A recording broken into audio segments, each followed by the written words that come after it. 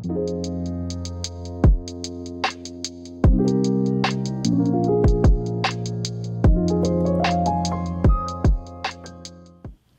everybody, welcome back to the Pressing Matters. I'm Scott. Thank you for tuning in today. Thank you for your support. Today I'm going to be talking about the Black Sabbath self-titled debut album on Rhino High Fidelity. It was released just last week. It's already sold out. 5,000 copies went in 5 days. It's appearing on the aftermarket now for 150 or more.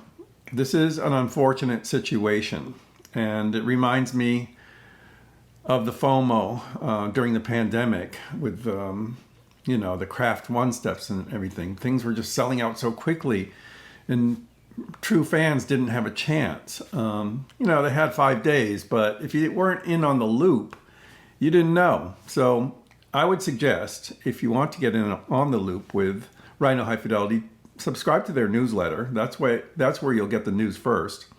There's also Steve Westman's channel and his Rhino High Fidelity fan club page where you can get notified pretty much ahead of time. So I'm going to let you know what I think about this release. Now, I don't have the 2 key pressings that everyone wants to hear about, so I tried to get them. The German Vertigo, the UK Vertigo, or the US Green Artisan pressing.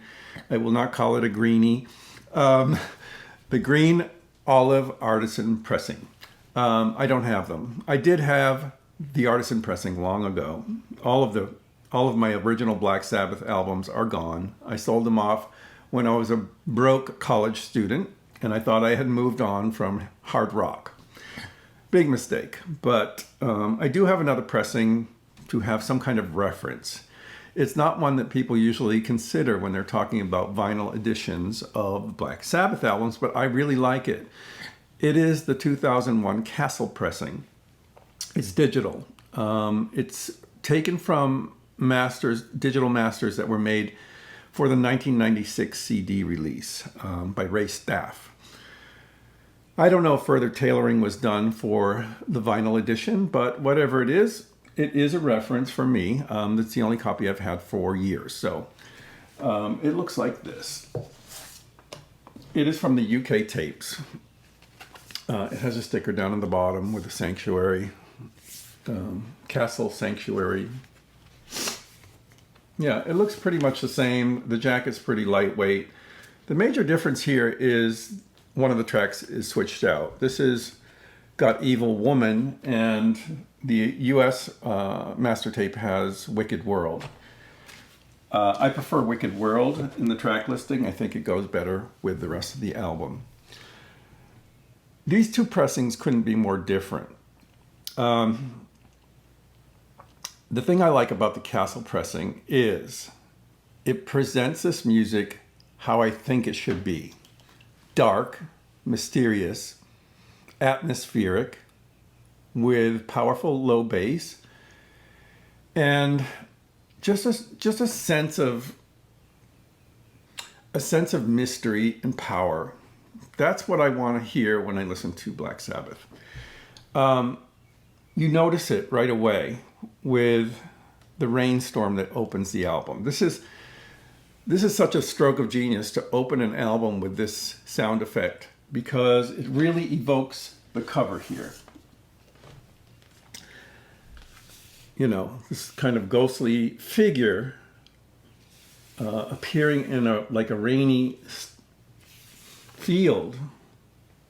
And it's on this Castle pressing, it's very natural sounding. It's over here. You hear the rain falling in a natural way. You feel the atmosphere and the 3D effect of it. And you hear the bell tolling a little bit in the back. It's coming through the mist. It does feel like there's a mist on this album. The thunder is really prominent and low, and it rumbles like it feels like a real thunderclap. So that part of this record is really, really effective. On Kevin's cut, when I first put it on, I was like, wait a minute, this is so bright. It's like a sunny day. You hear the rain.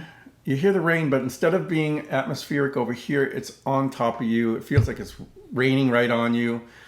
It's very impressive, I guess, at first, but it doesn't sound as natural as it does on the castle.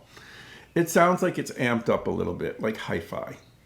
You hear the rain, the sound of the rain hitting the pavement is amplified a bit, so the high end of that sound is very obvious, and it draws attention to itself, I think. It's a striking effect, but it's not rendered as naturally as I would have hoped. The thunder does not go as low as it does on the castle. The bell is handled pretty well. It sounds striking the way it kind of moves in and out. And although it does evoke an atmosphere, it's not the same darkness and dread and naturalness of this castle pressing. I was a little concerned for the rest of the album. Honestly, I haven't had really good luck with these Rhino High Fidelities. I seem to be one of the few that is on the outside here. Everyone's a big fan, and I am a big fan of Kevin Gray. Almost everything else he does on other labels I love. But there's something about these Rhino High Fidelities, and it seems to be this: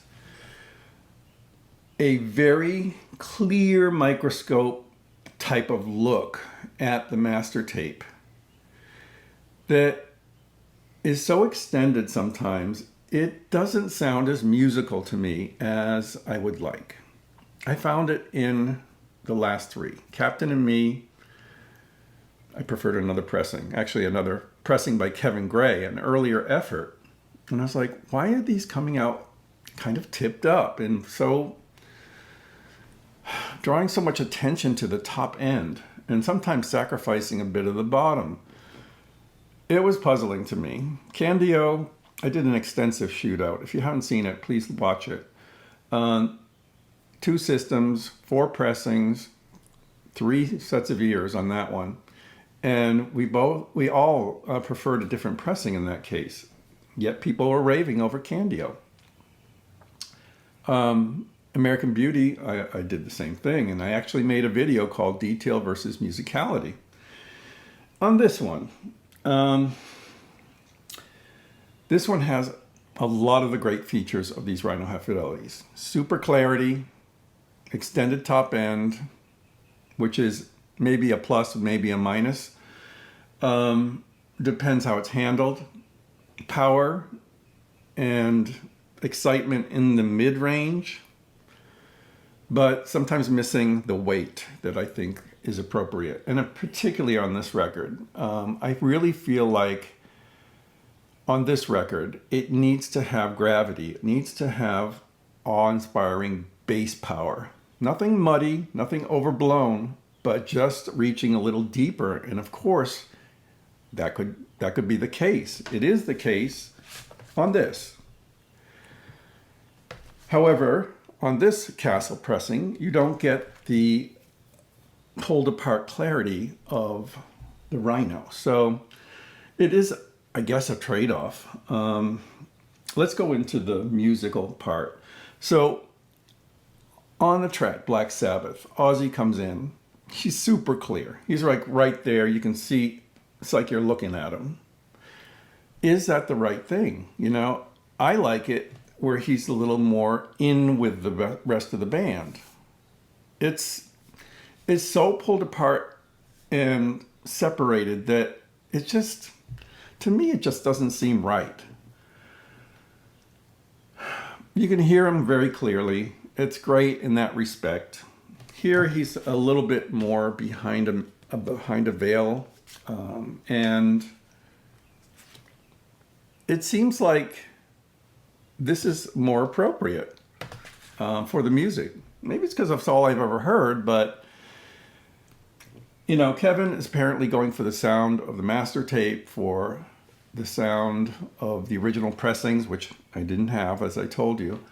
So I can't tell you how close this comes to the master tapes, but as an interpretation, it feels like Black Sabbath with the lights on. Everything is revealed, and I kind of like to see a little bit less in this case.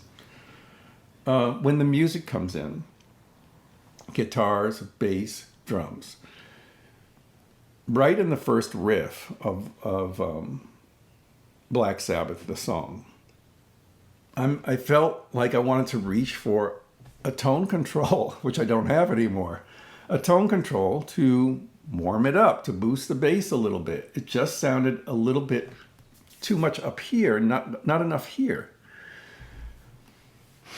I was a little puzzled. I was like, why is...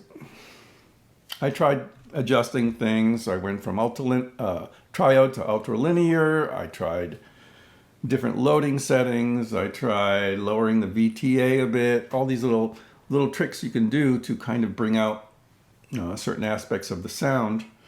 And still, I came away feeling like it didn't have the gravity that it should. If you're going to expose the top end so clearly, it definitely needs something down here to give it the tension it needs. And to me, it just is all up here. My new speakers go deep. On all the reference recordings I have, they can reproduce bass very easily, very clearly, and very cleanly. Yet the bass was almost like missing from this. And that's what I felt on the other Rhinos. Why is that?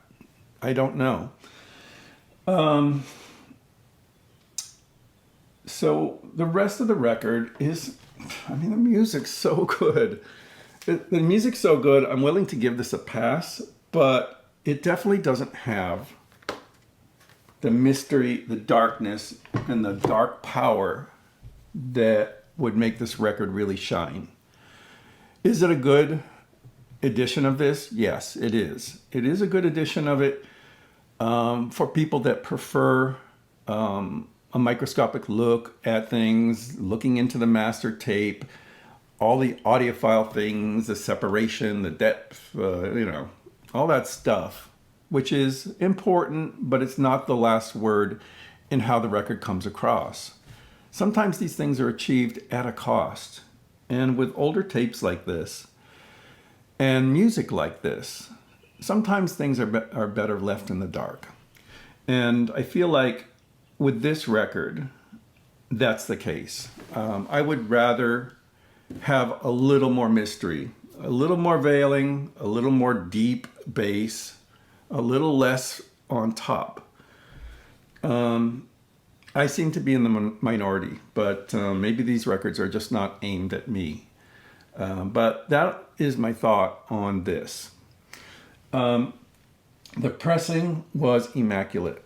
It came in the winged mailer. It was completely flat, ruler flat, clean out of the sleeve, didn't need to be cleaned, was quiet all the way through, centered, beautiful jacket, no dings, no nothing. A perfect physical release. And one that I find many things to admire about it, but in the final analysis, it doesn't have what I'm looking for this record. And that's a shame, because it's really well done in so many other respects. Those are my thoughts on the Black Sabbath self-titled. Let me know what you think in the comments. I know this is going to be a little controversial, but I have to be true to my feelings on this. And I certainly don't want to gloss over something that to me is so obvious. And that's the way it goes. Let me know what you think in the comments. Until next time, I'm Scott for the Pressing Matters. Have a great day.